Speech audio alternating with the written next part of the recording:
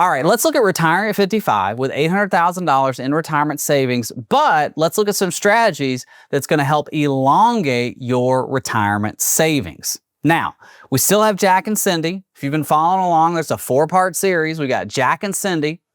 Now, we're going to look at a asset value of $800,000 in his 401k.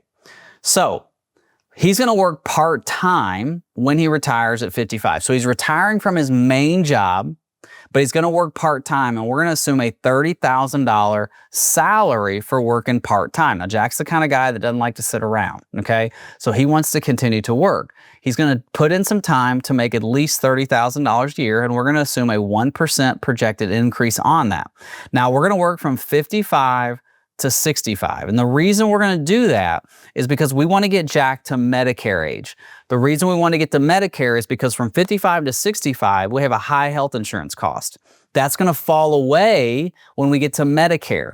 So Medicare, the cost of your premiums and all that dramatically decrease. And so he wants to work until we can get to Medicare age. Now, Social Security benefits for Jack, $3,000 at 67. And $1,500 a month for Cindy at 67. Now, Cindy's taking a spousal benefit, which means she has enough credits for Social Security, but her Social Security benefit is less than half of Jack's. So we're going to look at a spousal benefit for Cindy. Now, from an asset standpoint, we have $800,000 in 401k and $25,000 in the bank. Their house is worth $450,000, and we're going to assume just a 5% rate of return. So 5% for the 401k, 2% for the bank, and then 1% for the house, and then 5% again on cash flows or forced RMDs. Now, keep in mind, if we wanted to change this, we could change this to 4% and look at what that would do. We could change this to 3%. You know, I've got people that come to, well, 43%, that'd be really nice. I got some people that come to me and they're like, based on how they're invested, they're going to earn somewhere around 3 to 5%. I get a lot of people who come to me and they have annuities. And I'm like, well, you're not going to earn 5, 6, 7%. You're probably going to earn 3 or 4%. And so we've got to really calculate that in right.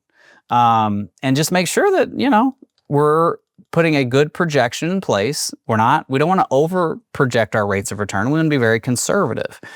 The reason we want to be conservative is I hope and pray the market returns what it has the last 50 years, which is 8% with inflation.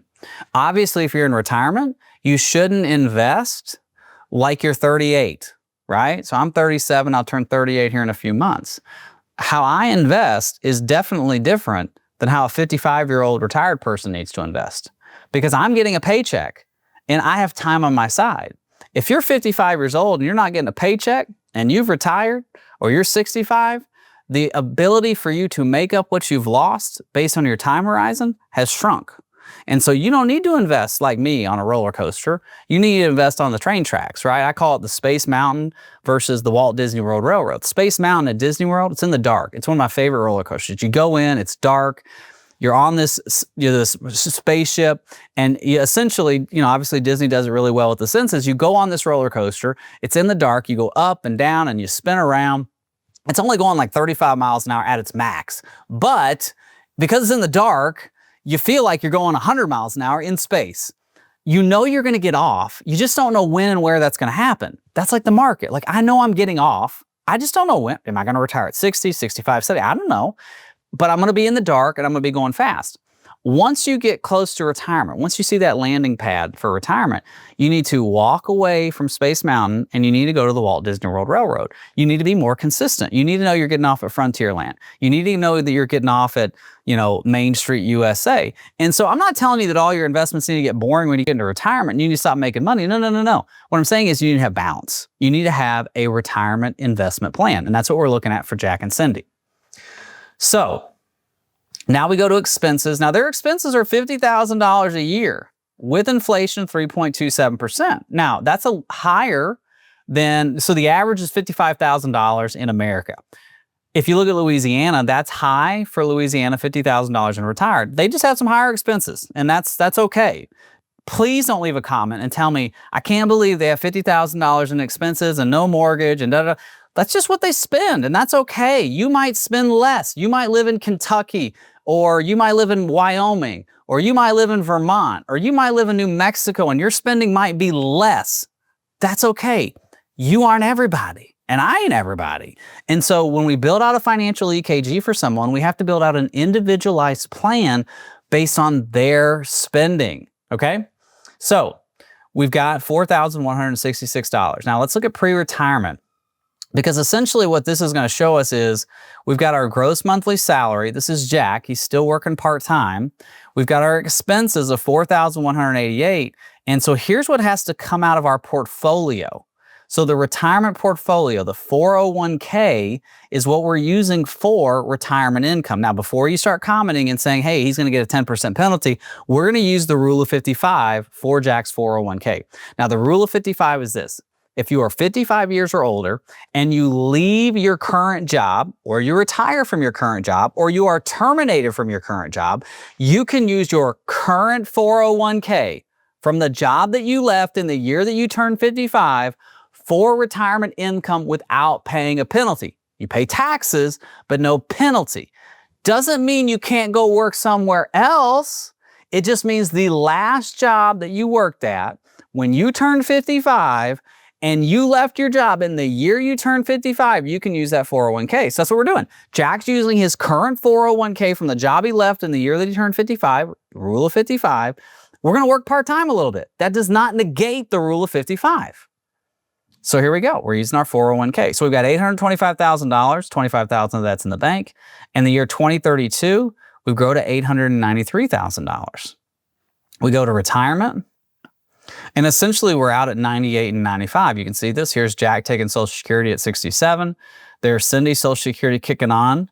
And essentially, when we get to 98 and 95, we're out of money. Okay, now let's go up here and let's look at some positives. So let's look at a positive. The rate of return needed to avoid a shortfall, meaning what does this portfolio need to earn to make this red line go away? Well, 5.48%. Remember, we're running it at like 4.9. So we don't have to earn a whole lot more interest to make this money last forever. That's a positive. The amount needed today to avoid a shortfall would mean $106,000. He would need an influx of $106,000 to make this last forever at the current rate of return. Unless he wins the lottery, I don't think there's any inheritance there. It's going to be a little less. But what you can think about is if you have this house and you downsize, and you're able to take some of this money, maybe take $106,000 out of $500,000, then it may work. But again, with the housing market, where you live, things like that, I don't like to assume that, because that's being like, that's pre-2020 thoughts, right? Not post-2020 with where we're at in the housing market. The other thing you want to think about too is what can we do in this scenario to maybe make this money last longer. And Social Security start date is something we can look at. So what I like to do is let the software tell me what's the optimal time to take Social Security. And then we use our human common sense to say, does that fit Jack and Cindy? So the Social Security software says take Social Security at 62. Now what's that going to do? And see, look at this. It actually runs them out of money earlier. See, the software doesn't know what's going on. So now we have to go back, and we also don't want to take Social Security at 62. Why don't we want to take Social Security at 62? Anybody out there know why? Okay, Jack's going to work part-time. He's going to make $30,000 a year. He's retiring or he's going to stop working at 65. When you claim Social Security at 62, if you make over an earnings limit, right now it's about $20,000 a year, Social Security is going to take back $1 for every $2 you earn. So Jack's going to keep working. So as long as Jack's working, making more than $20,000 a year, he needs to delay Social Security. And he also wants to delay Social Security because he wants to get a full spousal benefit for Cindy. So again, this is not a bad plan. We're out at 98 and 95. With the house, we can do a reverse mortgage or a HECM. I mean, what more could you ask for? All right. Well, hey, thank you so much for watching. I hope this has helped. God bless. Bye-bye.